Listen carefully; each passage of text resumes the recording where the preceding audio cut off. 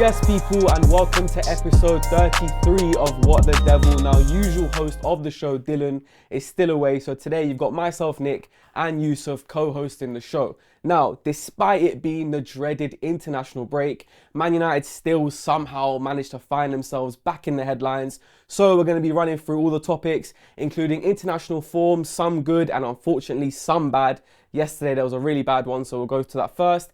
And then we're going to be talking about Rashford and his sort of Rocky montage training videos and some of the bad responses that has got online. And then we're going to be rounding it off with the Southampton preview, as well as Ten Hag's new 3-step plan to help Man United get back on track. Now, first of all, I am going to have to start on a negative note, unfortunately, which is that Matthijs de Ligt has had a bit of a wobbly international break. So against Bosnia, I wouldn't say it was a mistake, but it was a miscommunication between him and the goalkeeper.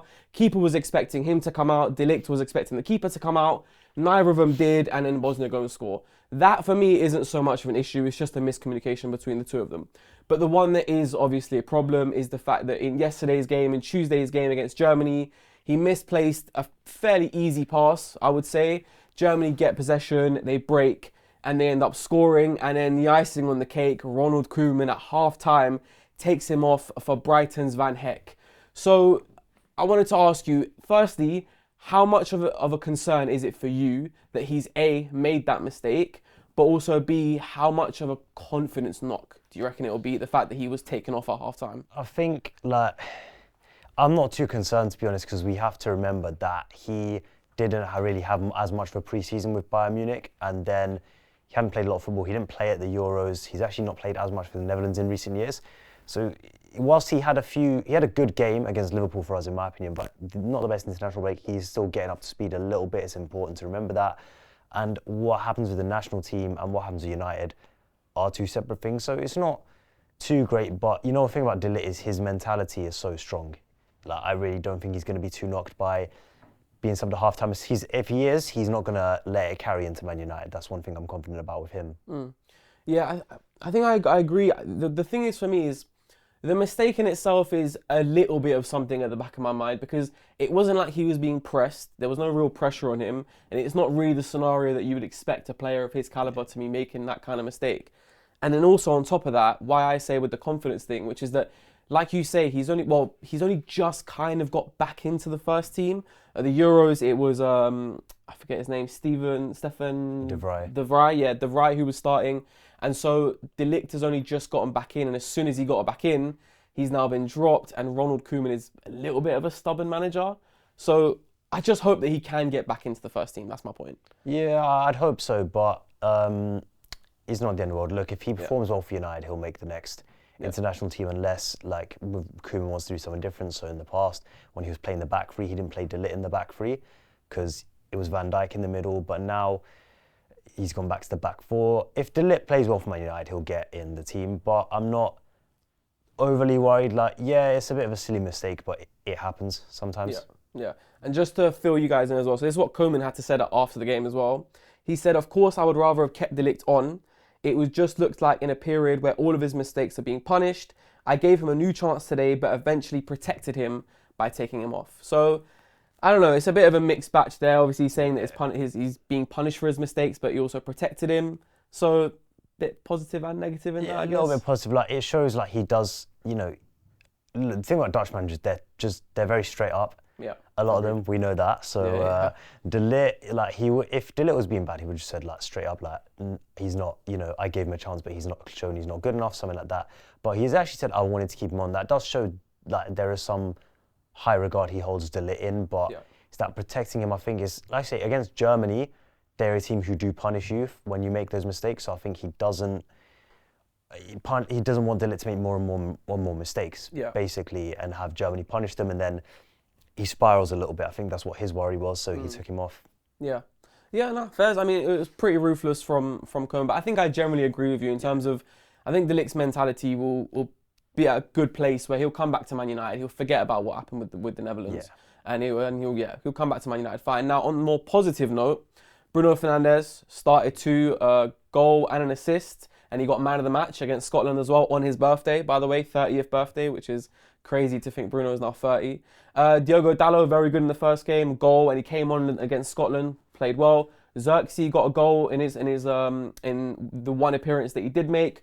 Kobe looked good against Ireland. Garnacho got his first assist. So overall, again for Man United players, we've had a good international break. They've played well. Yeah. But is there a tiny bit of an underlying, not issue, but just concern that it feels like it's becoming a bit of a pattern now that we're seeing players excel for their international teams, but they're not as much for Man United? See, I personally don't actually think that's too much of a pattern, to be honest. So you look at the players who have really excelled for the national team. Mainoo's Mainoo, he's playing well now. I think England, the way they've set up, they're minimising how much distance he has to cover off the ball, and that is the way England are helping him. But in terms of on the ball, he does his thing, like, regardless. Fernandes, he was most time good for United. Like, he's just had a bit of a dodgy start to the season. In my opinion, he's making some pretty bad decisions. To be honest, like, people are talking about, oh, he got 6 key passes, and I'm looking at it, I'm thinking it's because he's actually decided to pass the ball. The first few weeks of the season, it's been shoot on sight from him. Now, like I said on last week's pod, I believe he'll just get back to himself in the next few weeks. But in my opinion, that's not a United thing, that's a Bruno thing, and I'm glad it's happened because now he looks like he's getting past that period. He can come back good for us. Dalot, he kind of performs at the same level most of the time, to be honest. Like United, Portugal, he's kind of just, he's pretty reliable in that regard. Last season, McTominay, like, he was really good for Scotland, but he was also scoring for United. So I think it's a bit of because we've had a bad start to the season and then players have gone and had a good international break, people are thinking, oh, United's the problem, but it's a little bit of a lazy conclusion to come to, in my opinion. Xerxes, he's still getting up to speed. He didn't really have a pre-season with Bologna or United. Even that Liverpool game, look, man, that was crap. That was actually hard to watch. I was getting so pissed off. I was thinking, what have we signed? But then afterwards, I was like, you know what, to be fair to him, he's barely played. Yeah. So now getting back up to rhythm, he made an appearance, got a goal, I think an assist as well? Or it was just a goal. Against Bosnia, potentially. Yeah, I think so. But he had a good all-round game. Yeah. It's good for him. Yeah. And now Højlund's coming back as well, so little bit of okay, now this guy's the main striker. I've got to up my game a little bit. Yeah, and I do hope Rasmus can come back pretty smoothly and pretty well, because that hamstring, I've said this before, but I'm a little bit concerned that it's been a bit of a reoccurring injury, a tiny bit. Obviously, he came to United with it to begin with, and then he picked up another small one, and then now we've seen another one. So in the span of a year, to be fair, when he came to United, it was back rather than hamstring. Yeah. It was this. Do you remember what Rashford had? Yeah. It was that before the big back injury. Højlund had a bit of that, basically. Okay, there it is. Well, hopefully he does come back and gives Xerxes. To be fair to Xerxes, his finish was a nice finish. Yeah. It was. Do you ever remember Chicharito's little backwards header against Chelsea? Yeah. A little bit similar, like same as Ahmad's against AC Milan. Do you remember his debut goal for Man United? I love those headers. Yeah. So clever.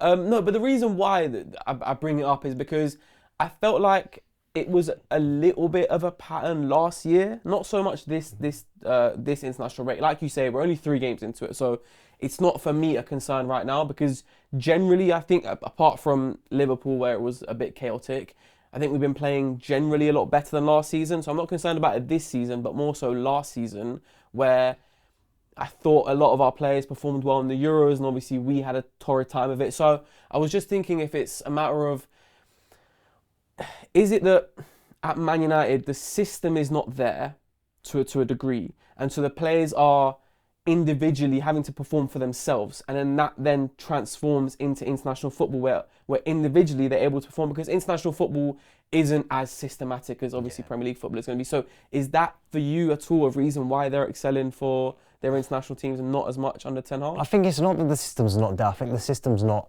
fully clicked yet, and also the intensity of the play at United is very high, and that's something the players have struggled with. In terms of internationally, I will also say some of these guys are actually just in better teams. Sure. Like they are surrounded by better players. They are in better teams, and in international football, in terms of system stuff, it's actually a lot more just about balance. You don't need to be a tactical genius to win in international football. You just need to put a balanced team out. Yeah. So I think there's a little bit of them being away from United does help, but it's not in the way a lot of people think. People are using it to be like, oh, this is something deeply wrong at United, but actually it's kind of normal in some regards, to be honest. Yeah. Another thing that I also I've been thinking about recently, which is that and you kind of touched on it last week, where you basically said that the players are clearly still backing Ten Hag because they haven't given up. We know he's still got the dressing room. I think that's very evident and clear for us to all see. The only thing that I'm also thinking about, and it goes back to what you just said about getting away from United, which is that is the culture at Man United healthy to the point where it's no. What I mean by that is Oh boy. is that are our players almost looking forward to going off with their international mates and spending time away from United? And funny enough, there was that picture that Lisandro Martinez posted with McAllister right after that was Liverpool. crazy, man. That was crazy. The one player in the squad to not put a photo up with. Of every single player at Argentina, you posted a photo with the guy who beat us the day before. Bro, I was thinking you could have taken that picture of anyone else in the squad. Who is advising his social media, bro? No, I actually agree. Because you know what it is? Oh my gosh. I'm generally of the opinion that, you know, let players be, but you have to still just be smart. Sometimes let players be, but don't be stupid. Yeah. You're giving United. I mean, the day after we got smoked 3-0, and you're buddy with him. But I mean, that's also a sign of the whole rivalry in football isn't. It's not as deep anymore. Nah. But what I will say, the culture of United is not healthy. I think my reaction is that it's not healthy. I remember when Paul Pogba in 2021, he said about France, like it is nice to get a bit of a break and be with the national team, be with his friends and stuff. Yeah, it is a thing that, and in general, even in a healthy culture, it's good to have a break. Like in any environment you're in, it's good to get a break from that environment to make sure you stay fresh in that environment. But culture at Man United is not healthy. Now, a lot of these players, I believe, have got the right mentality for the club. They really do care about getting the club back to where it should be, where we want it to be. But the culture still has a long way to go. And that's what INEOS now need to fix. And I've seen signs. I believe INEOS are doing good work to improve the culture at Man United. But it has not been a high-performance environment for a long time now. Yeah. And that is, that does have an effect on players. Yeah. No, I agree. I think there's been moments where potentially you could say the culture not necessarily peaked but improved. Yeah. Like when Ole first came in and he took over from Jose. Obviously, it was very toxic towards the end for Jose. And Ole came in, he was a bit more light-hearted, a bit more easygoing, and I thought maybe that improved the general culture at the club. I think that Ten Hag's first season, because there was again that difference between Ole and Ten Hag to the point where maybe some players felt that things weren't as not necessarily taken seriously on the Ole, but they weren't as strict and it wasn't as detailed. And then Ten Hag comes, who is the exact opposite of that. So I think there's been moments where it's improved, but I think I agree in terms of if you look over the last 11 years, the culture at the club hasn't been great. And also, I think before you go, I think one thing that we've seen Arsenal and why they've improved so much, and I think that although I still have questions of Arteta at times, I think one thing he's definitely done, he's improved the overall culture at the club. Yeah. And I think that, we need a bit of that. So in terms of the culture, that one of the big things that Arteta and the people above him, Edu, Gaspar and everyone, they are completely in line. They're completely aligned, and that's a big part of what's helped improve the culture. I would say Ten Hag has actually improved the culture as a whole in his time at United, to be honest, because look, how many other managers would have had the season he had last season and still have the squad behind them? Yeah, it's true. So there's that. Back to your point about players' individual decisions, okay? Now, I think that's not even necessarily a system. I think it's a byproduct of the culture in that they know the culture is not great. So they almost feel it needs to be like, right, I need to take matters into my own hands a little bit here. And that is why we see people quote unquote hero ball or whatever. That's why we see that sometimes, because the players are impacted by the culture. That is how it is. But there have been points where the culture's improved, definitely. And I think we're on an upwards trajectory. I'm hoping INEOS can speed that up now. That's my main thing. Yeah. Shout out Dylan, touch wood, as he loves to do. But no, so and another thing as well I want to touch on the whole international stuff, which is that Kobe Mainoo against Finland, rested. Argentina against Colombia, rested. Bruno Fernandes did play both of the 90s, but he played last time against Sunday, so from Sunday to Saturday, that's a decent amount of rest. Yeah, Diogo Dalot, who was benched, well not benched, but rested in the second game. He only played about 15 minutes.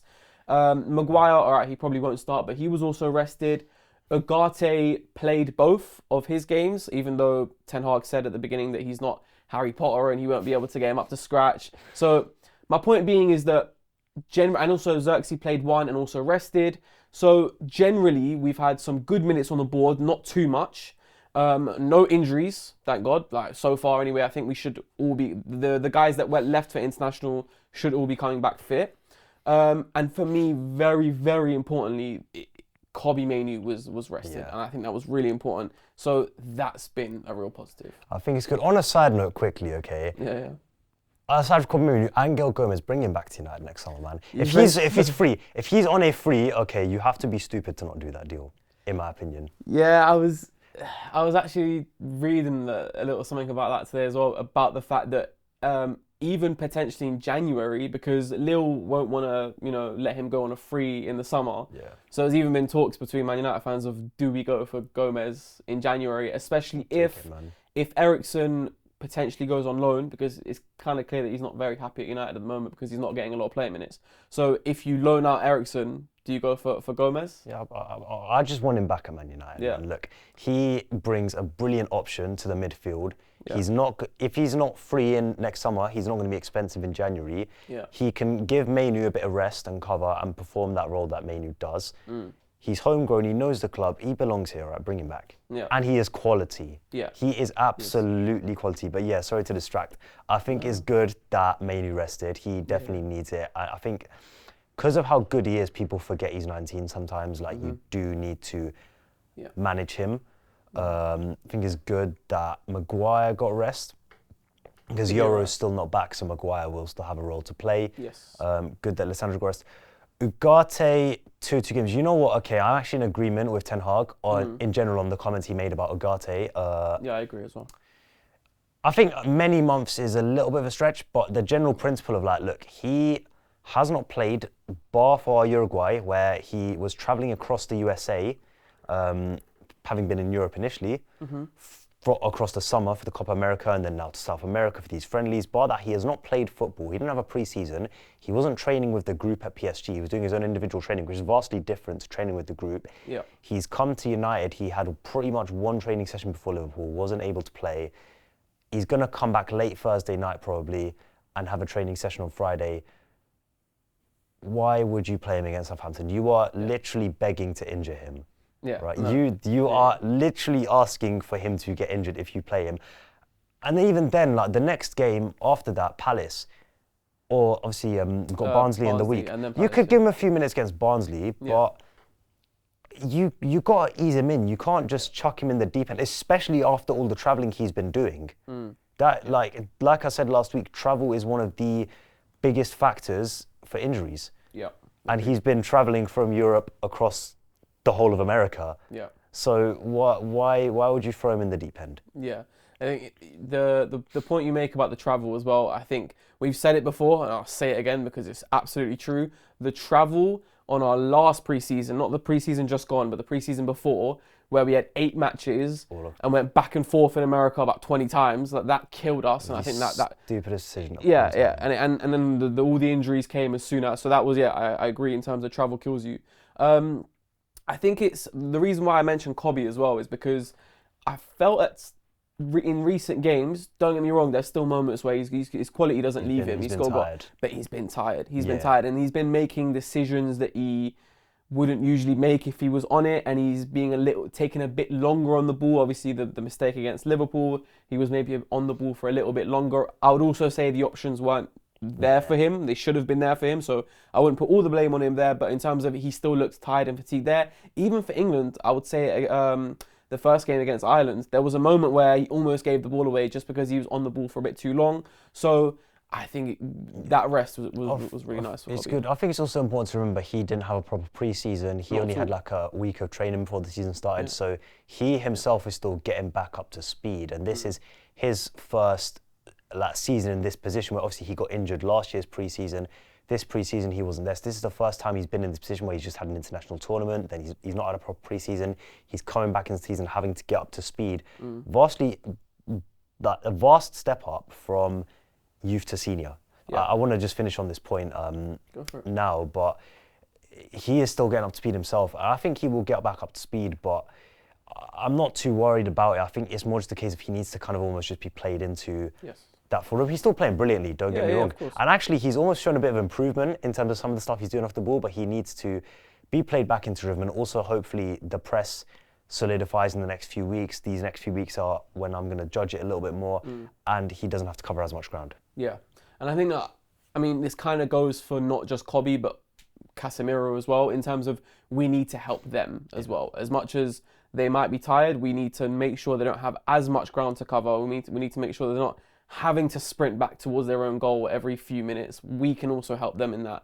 And I also think that in these, because I think we've got 4 games now, or 5. I think we've got 5 games until the next international break. So I believe it's Southampton, Barnsley, Palace, 20, and then Tottenham. Yeah. For me personally, you do not start him against Barnsley. And FC20, if you cannot start him, I would like to see him not start against FC20 as well. I want to just see him rest up a little bit. But it's also an important point about the South American players as well.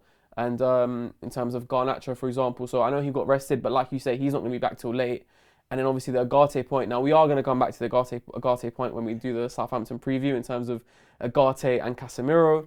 But someone who has had plenty of rest throughout the international break because he wasn't picked by England has been Marcus Rashford.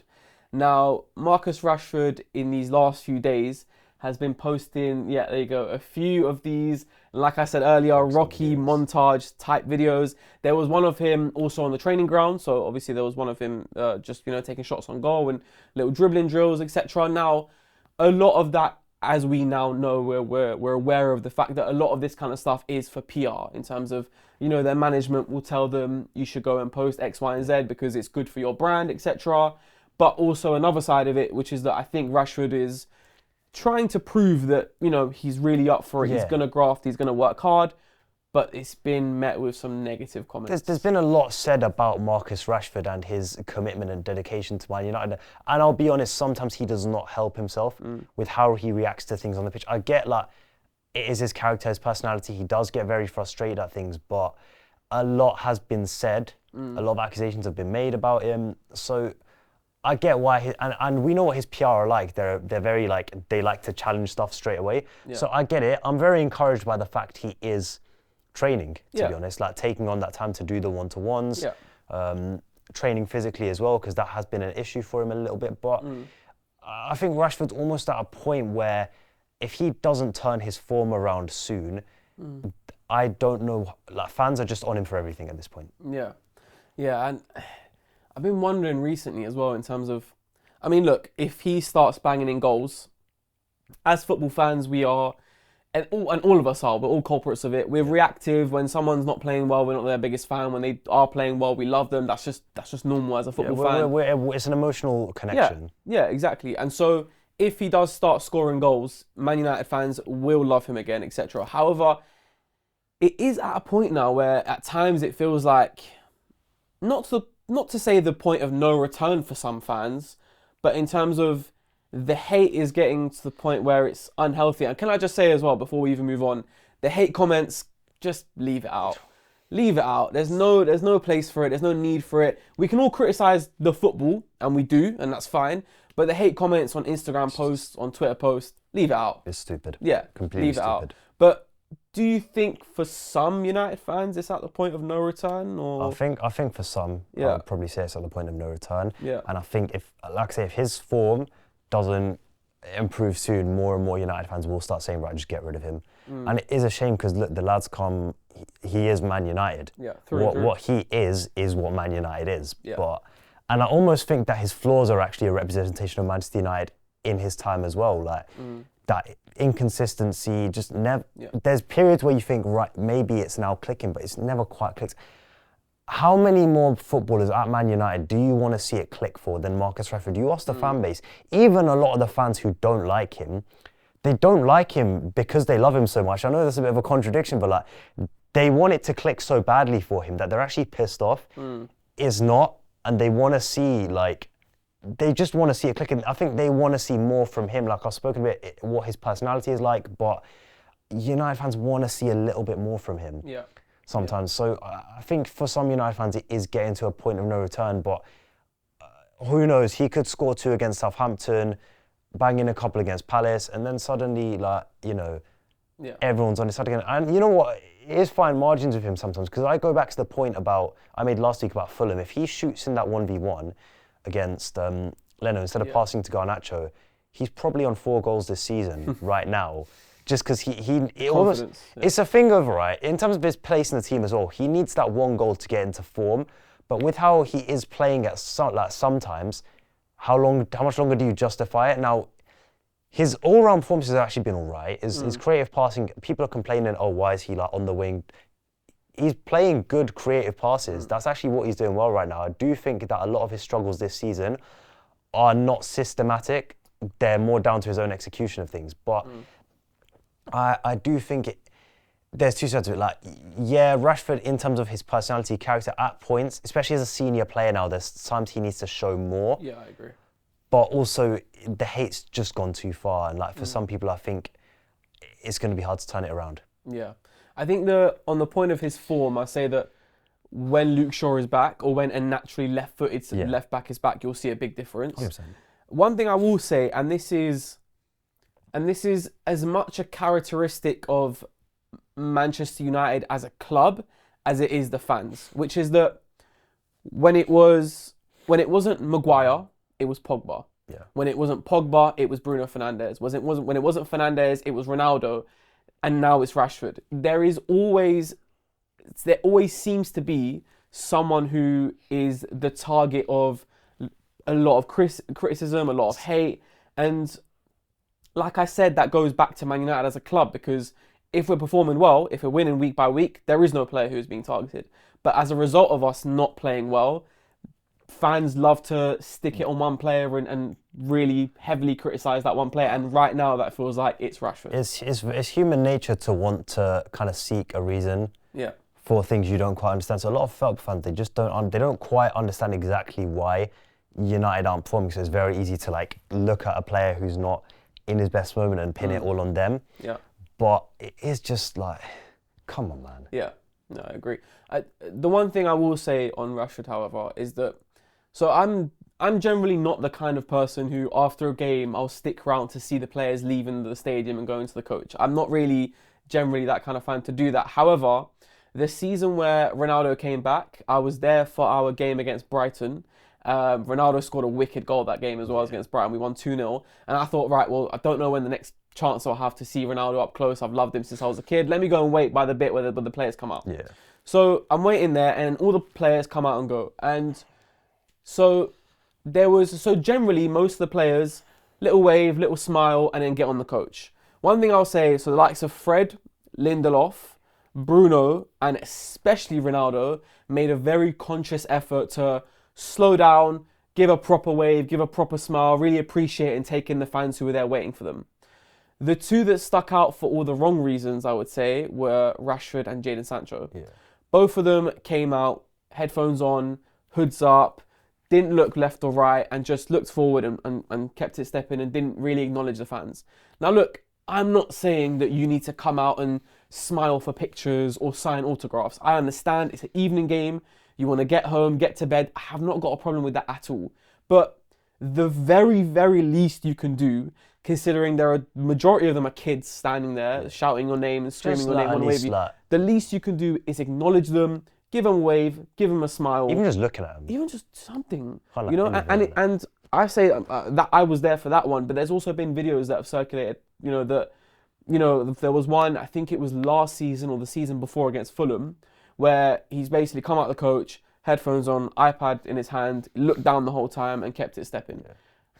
I don't think that there's just no need for that. Just acknowledge the fans. You know what I mean? I get it. Sometimes you're just feeling a bit anxious. You're not trying to chat to anyone. Yeah, right? You've been for a game, you just want to rest in it. Yeah. I get that. But you've got to think about that Francesco Totti quote comes to mind. The one where he says, it's, what is one moment of my life, but it's a lifetime for that fan.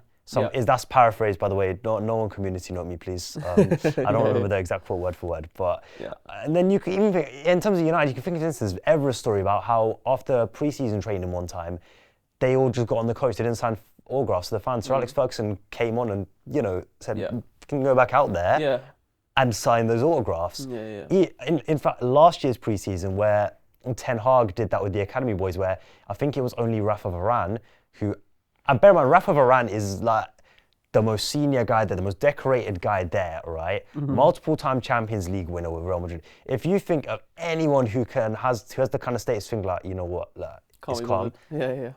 It'd be him, but he was the one who stayed and like took photos and stuff with fans. But the academy boys walked on, and Ten Hag was like, "No, come back." They got and rightfully they got told off for that. Yeah, no, I agree, and you're right. That is one big thing that Sir Alex Ferguson implemented in terms of you give the fans your time and attention. You don't need to like just look at them. That's just the most basic form of just look at them. Like I'm talking to you now, I'm looking at you. Yeah, exactly. Just look and like notice that they're there. Yeah, nice. And I think the last point I'll say on Rashford before moving on as well. We were speaking about Andy Mitten before the program and how and he's obviously a very credible journalist. He's done work around Man United quite a lot, and also a lot of the players trust a journalist like Andy Mitten when they have a story they want to tell.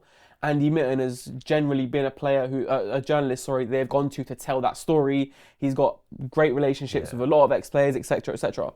One thing that he has said a few times now, which is that he's never once sort of had more of a "hi, you're right" with Marcus Rashford, which for a player who's been there from the get-go is not concerning, but relationships in football are important, in life are important. So I think that maybe it speaks a little bit of Marcus Rashford's character. I think he's just very introverted, to be honest. Yeah, 100%. I think him and Sancho are actually a lot more similar than people realise in terms of their character. 100%. Yeah, I agree. And I think that personality trait sort of doesn't help him at times. Yeah, it doesn't. It's not his fault. It just doesn't align with Man United fans because they're used to the likes of Roy Keane and stuff.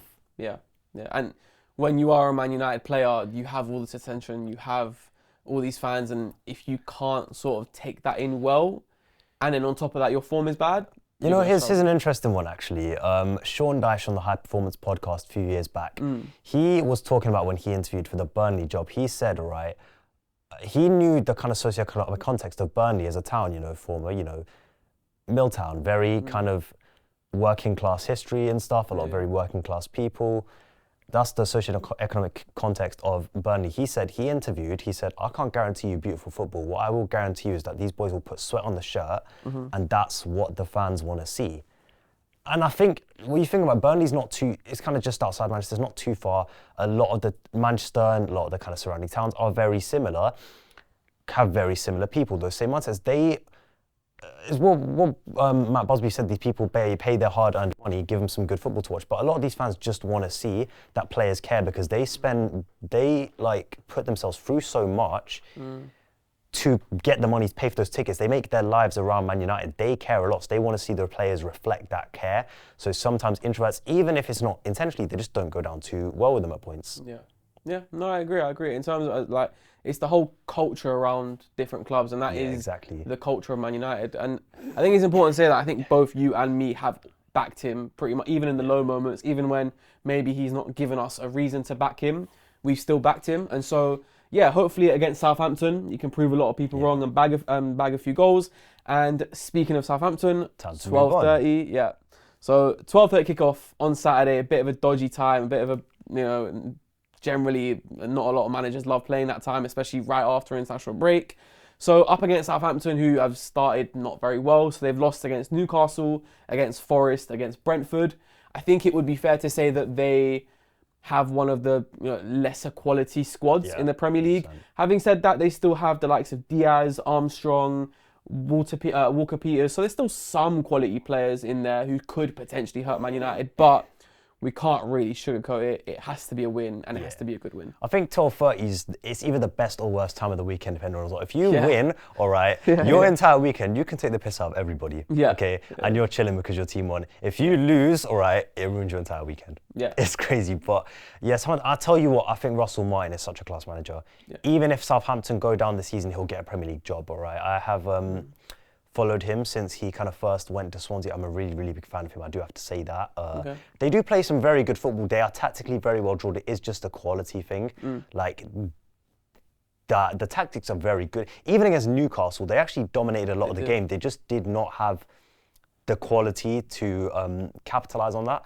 It's got to be a win for us. Yeah, like even, I think for our press, this could be a very good game because Southampton do play out the back and they've had a few errors playing out the back and stuff right now. There's already that pressure of like, who are this team coming up, playing out the back, the media are asking questions. Russell Martin's going to stand on business. He's going to be like, no, he's going to play his way, all right? Yeah. But if we can cause them issues in the press, all right, I think that really does help us. If we can, score a couple goals, winning the ball off their build-up, scoring. And I think Southampton, they're in terms of the quality of their defenders, they're not the best. So this is a game where we could realistically score like 3 or even 4. If it's right, we can bring Hoyland back into the mix off the bench, Shaw's back. Really and truly, okay, this game is a big opportunity for us, in my opinion, for a lot of reasons, for the style of play, for the results, getting back on track, and just getting a little bit of buy-in from everyone. Yeah. So it should be winning, right? Yeah. There is no reason we should be losing to Southampton. No, I agree. And don't get me wrong, I don't think that Southampton will sit in at all. No, like you say, they're a tactically astute team, but we will have the majority of possession. And I think it's really important to make use of that possession. 100%. And I actually think that this could be a good game for Joshua Zirkzee off the back of a good international break, being rested. He could come back in. Obviously, Hoyland's not ready yet. But in terms of being that player to at times drop in and swap with Bruno, having that good relationship with Bruno, I do hope that it's a good game for Zirkzee. I also think that it could be a great game for Ahmad as Ahmad's well. got to get back in the team now. He will. Very clear. He will, but he's very, very clear. Dropping against Liverpool was a mistake. Yeah. This actually lines up very nicely with what we were going to talk about, Ten Hag's plan. So the news has come out, Ten Hag, he wants his players to keep possession a little bit more and control the game a bit more. Feels they're wasting possession a bit too much times. He wants them to learn the value of the possession, right? Control the game better. And he wants them to be more positionally aware, and highlighted that Joao Pedro goal, the winner against us, as an example of where we need to be more positionally aware. Apparently the analysts went quite into depth with the players on that. Yeah. But in terms of position, I was having a chat yesterday with a friend of mine. He's an analyst, very, very smart guy. Now, everyone kind of says the directness is just a byproduct of Ten Hag's style, okay? And Ten Hag, yes, he has got this style which is very attacking. It's fast, all right? He wants us to move the ball from back to front quite quickly. But I think he wants more control than what we have now. Liverpool actually showed some good examples of what he wants with the ball, where actually we played around the back, we broke through their press on a few occasions and had opportunities to challenge their back line. We didn't take them necessarily, but we had opportunities like that. He mentioned that old habits die hard, all right? And when you think about Man United, we had Louis van Gaal as a possession-based coach, right? And then we went from that to Mourinho, very, very transitional manager. Solskjaer, again, a lot of his success, a lot of his good moments came very transitional football.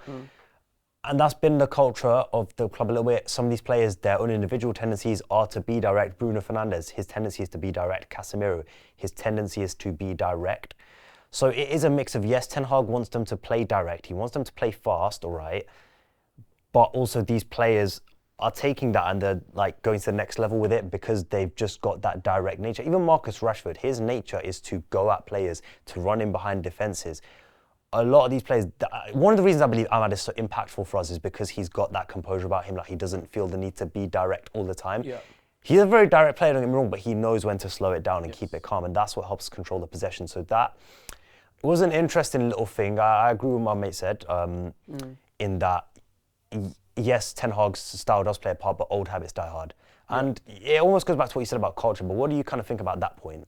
Well, I think that when he says about possession, like you say, he wants it to be very vertical, very direct from when you're going from defence into attack. But I think in terms of when we get into attack, if there is space for the likes of Rashford, the likes of Ahmad to run into, or Garnacho, or if there is space for Zirkzee or Bruno to make a run, go for it. But if there isn't that space, don't force it. Take care of the ball. Don't force it. Exactly. So I think that's what he kind of means by that. I don't think he means, we're trying to become a death by 1,000 passes. Yeah. We're not going to start seeing slow build-up at Man United. That's just not going to happen. So, yeah, and in terms of positioning, I think that's mostly defensive, because once we get into the attacking third, it is a bit more free flowing. I don't think he's restricting our players in terms of you have to stand here, you have to stand here. It is a bit more free flowing, but defensively, positioning has to improve. One thing I will say actually on the point of players making runs in the final third, Rashford this season has actually made quite a lot of runs but been ignored at points, and there was one moment against Fulham, I was at the game, and you saw him like just throw his arms up a little bit after being ignored for runs. He was getting quite annoyed.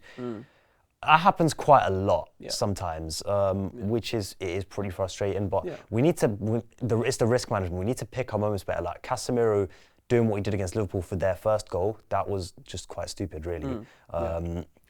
But then there's moments where we're making the run, but actually we slow it down. We need to like get that balance right of like being direct and then not being direct. And the positional awareness, I agree, that is defensive. So that Brighton's second goal, that was just, even the first goal, it was all schoolboy stuff. Like the first goal, Maguire, why are you letting a ball go across your 6-yard box, please? Okay, why? That's just like not even schoolboy defending. Agreed. And then the second goal, how does no one recognise the space? So Casemiro drifts to the edge of the box, doesn't realise, doesn't come back in. People blame Dalot saying, oh, he's the left back, but it was a set piece. Like you're not in your positions at a set piece. He was actually not in the wrong place. Xerxes didn't recognise that Pedro was there. I almost think Onana should take a bit of responsibility in those situations as well and be like, give him a shout, like, he's here, look at where he is. Communicate with each other, but it's that value of recognising space he wants them to learn. And I think in terms of the pressing as well, that is something some of the players are not quite there with the pressing. I went into depth on this last week, obviously. You know what's so funny? I watched that video back and it was like the last 15 minutes was 90% just me talking. Listen, we love it, man. We love the monologues. Even Ben off camera loves it because he's just chilling right now. But but you know what though? It's interesting that you mentioned the second Brighton goal, because another one of his things that he said, the 3-step plan, was obviously the positioning, the take care of the ball, but then also he said, be nastier. And the one thing is with that, I kind of agree and disagree in terms of be nastier in your duels. 100%. We concede too many soft goals. We as a team are physically a bit frail, and so in the way that Lisandro Martinez just gets there first, even though necessarily he's not always the strongest, he's aggressive, he's nasty with it. Nastiness. I do want to see a bit more of that in United players, but I don't want to see it to the point where we're running around head loss trying to just get at players, because... No, I don't think he wants that. No, of course not, I think it's like controlled aggression, if you know what I mean. Yeah, exactly, because that Brighton goal was us being attracted to the ball. That Brighton goal, the second one, was everyone staring at the ball and not checking their shoulders, not looking behind them. So it needs to be, like you said, controlled aggression. I'll tell you one thing I think he means by as well. I think tactical fouling to stop the transitions. 100%. So, you watch City over the last years. You watch Rodri Liverpool in their club. Bro, that guy's a criminal. That guy is a criminal. Rodri, but also Bernardo. Bernardo does it so much. And you know what annoyed me? Bad. Do you remember Bernardo's push on Garnacho in the Community Shield? Yeah. On the sidelines? Why? But that's what... No, remember I was on Johnny Evans in the FA Cup final. Yeah. Stuff like that, bro. They are so bad for it. Liverpool are really bad for it. But that is why, part of why they don't face as many transitions as, United get on transitions. We either give away stupid fouls, we get bypassed.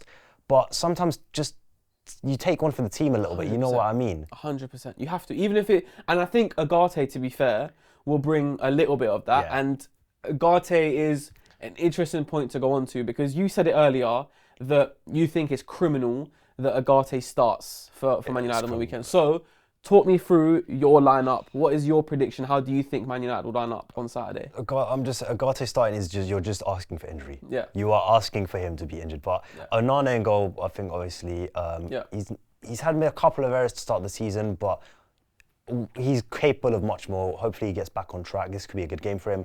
Right back, if Shaw is fit, I'm actually going to say Mazraoui. Now, Dalot has been very good, and I think he's a big player for us, but Mazraoui so far has just started the season really well, in my opinion. I think if Shaw is fit, then he earns that starting spot right now. If he's not fit, if Shaw's not fit, it's obviously Dalot at left back. But what do you think, though, actually, out of those two quickly?